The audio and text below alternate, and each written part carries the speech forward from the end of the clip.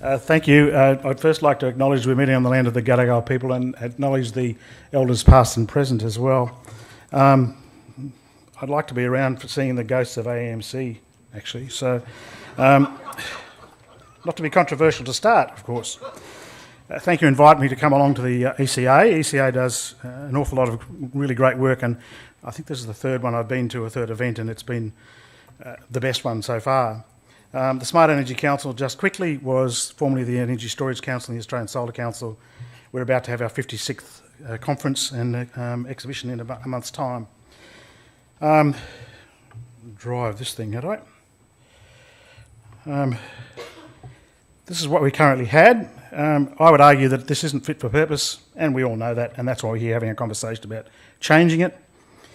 The issue here was that we had no choice. We now have a choice. Consumers are now the competitors, and they have a choice to be fought at by their incumbents, or they can be partners to the incumbents or new players, and again, that's what we're talking about here. Just a question here about, it's about the people. It's always about the people. We know how to fix this stuff. The engineering and science is not hard. It's always about the people, and that's what this group of people have been conversing about in the last couple of days, clearly. All of us, we all know that the perfect systems and informed consumers exist only in our theories, particularly the economic theories. Some of my best friends are economists. But real life has humans who have emotions and make choices, and we actually all make them hundreds of times every day, and almost none based on dispassionate assessment of the evidence. And one of the things it amused me yesterday was the comment by, I can't remember who now, but was talking about the app where for you pay by phone, and you basically give access to a whole range of really private and insecure information, actually, but and you do it quite freely, and all over the place. We do that everywhere. This is what I like to do. We have the gods of helping us make choices, and we've got plenty of research that tells us that we actually have too much choice. Just a little aside from me, I went on. I'm a bit of a geeky tech ed energy insider. I spent nearly 2 hours last year using the Energy Made Easy website to see what deal I could get in the ACT. We have two choices in the ACT. You won't be surprised by the result. I remain on the standing offer that I've had for 15 years, because after 2 hours I had 7 different offers to assess, and I spent some time looking at them, which would give me the best deal, and what happened was inertia won. I went away and went, no, bugger this, it's all too hard. I'm an affluent person, so I can afford to make that choice. I'm not a poor person who doesn't have the capacity to make that choice. Now, this is interesting. I mean, I'd like one of these meters, and in fact, my wife tells me I've got one. It's called a blood pressure cuff. It comes up and tells me that I'm actually stressing too much over something I can't control. Anyway, now it's interesting, when you're looking at bills, these sorts of things tell you a lot of how you might get information from the bill. You get none. It's almost impossible. One of the speakers yesterday was also saying that they wanted to see annual costs, and I have no doubt that some people might want to see that. But one of the things I've been saying and banging on for years is that weekly or fortnightly billing that matches the income streams of consumers rather than large quarterly bills would get rid of a lot of pain from our industry in perceptions of costs and value. And households anyway, businesses usually have monthly bills, whatever.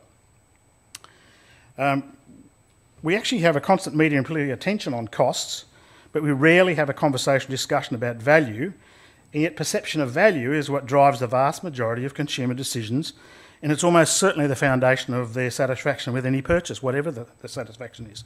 Just an aside there, we talk about threats to people in this the system we currently have. I actually think the retailers are the ones that are irrelevant and have the threat facing them. There are a whole bunch of opportunities to do things without a retailer, so that is going to take a really interesting change for the organisations of our network and our sales system to make sure that we have choices that are bigger than just retailers. There might be some skirmishes in this war that we're talking about, and we have a number of politicians who are holding the fossil fuels fort while the victorious Indians are whooping around the walls, but the war is over and renewables have won. They won just on straight economic and financial terms. In all the world, in most of the world, in fact in very few places, this is done without a price on the pollution externalities as well. It doesn't mean we immediately close down all the dirty power stations, but we know that what will happen sooner or later, this will happen because wind and solar are now the cheapest form of bulk electricity supply, and they're getting cheaper. It's that simple. The transition has some serious technical challenges, but the challenges are really financial, political and market-based ones. What's wrong with this diagram?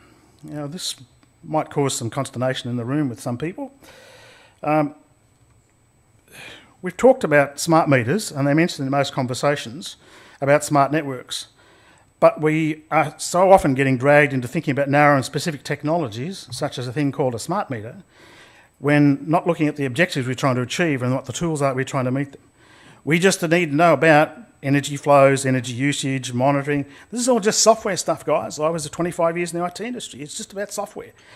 No need for a separate physical device. There are probably 20 physical devices in a house that can provide this information if it was structured the right rate today. In the next 10 years, that's all it's going to be. An inverter can do that. A whole bunch of other stuff. A reposit power machine can do that. A whole bunch of things can do it. Mandating people to put a meter in at $900 a pop? Nah, sorry. Not necessary. That's a wasted bit of effort and exercise.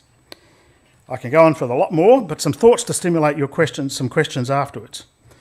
And these are the world according to Blume, so take it as you wish. Energy poverty is a welfare and social issue that we need governments to address. The key is in the word. It's poverty. It's about poverty and dealing with poverty. Trying to use the energy system or service providers as a proxy for failures of government action, in my view, is likely to be futile and misdirected. Doesn't mean we don't have to look at the issue of energy and comfort in the household. One of the things I like to talk about, and somebody mentioned it, I think actually Rosemary might have mentioned it. No, it was one of the panellists, whatever, is sufficiency of energy. When you're affluent, there is sufficient access to energy. But when you're talking about people who are low income or vulnerable, sufficiency of energy is a really important issue. And that means their whole comfort and where they live in their house and everything like that as well. A number of, I think we need to have very much clear clarity on goals and objectives. So it's not an objective for all people to get equitable access to solar panels or batteries. The objective is to get the highest quality and reliability of energy at the lowest cost to all, and that will fix the other bits. So they're just potential tools, the PV and batteries. I think we need to separate out low-income consumers in our deliberations because we need to have high government involvement in getting equitable energy services and services to them generally. I'll leave it at that and we'll see what we can get with questions. Thank you.